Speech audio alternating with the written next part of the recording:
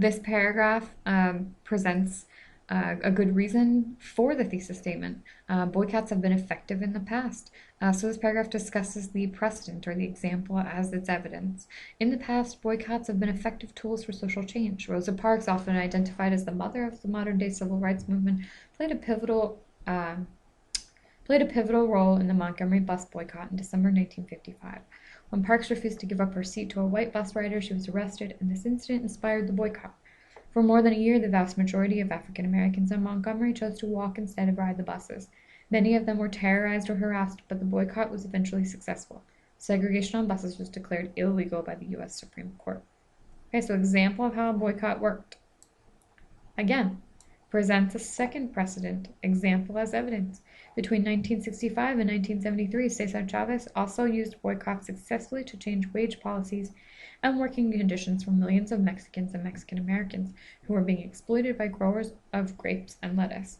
In his boycott efforts, Chavez moved on two fronts simultaneously. He asked the workers to withhold their labor, and he asked consumers to refrain from purchasing table grapes and later lettuce in order to show their support for the workers. In this situation, not only did the boycott force an industry to improve existing conditions, but it also made the public aware of pressing labor issues. Thus, a bond was formed between workers and the community their labor was benefiting.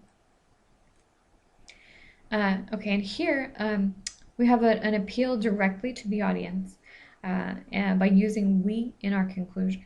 So in the conclusion, now this writer decides to include the reader into her world and kind of get you to be on board with her.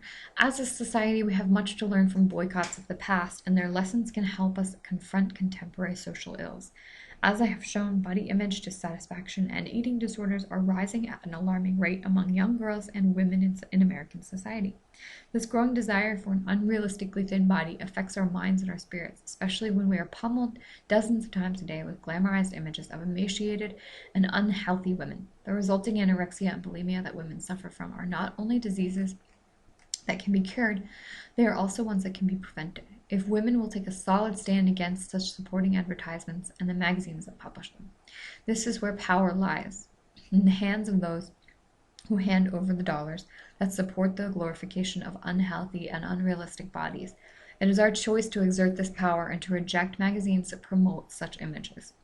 So we're reinforcing the severity of the problem, we're appealing to our audience's emotions, and in the end, we restate the thesis, but this time we restate it as a call to action. In other words, we're asking the reader to actually join us or join the writer in her effort to boycott advertisements that promote this unrealistic body image.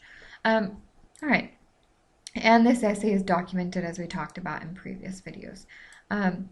All right, so this essay looks a lot different than the Taylor Dunham essay. It's a little bit more complicated, and the structure itself is, although this is very organized, the structure itself is not as obvious or as common as the Taylor Dunham essay. Here we have an introduction that is purely for the point of getting our audience on board, appealing to their emotions, establishing common ground, making us feel like we are also looking at that magazine with the writer. Then we have background information on the problem. We have information on the actual problem, tons of information setting up the severity of this issue, the real problem at hand here. And then after we get through all of this information describing the problem, then we actually have the thesis. And that thesis is a solution to the problem.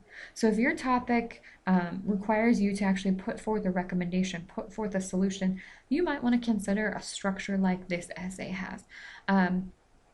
If you have a topic that requires you to go into background information, or you have a topic that is has a problem at hand, this might be a better structure for you.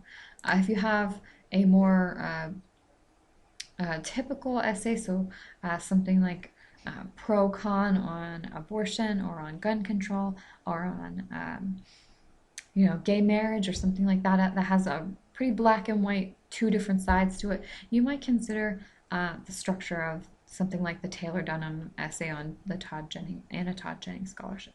Either structure is fine, but you have to make sure that you choose the structure purposefully, and make sure that you have transitions and it makes sense to go from one paragraph to the next paragraph.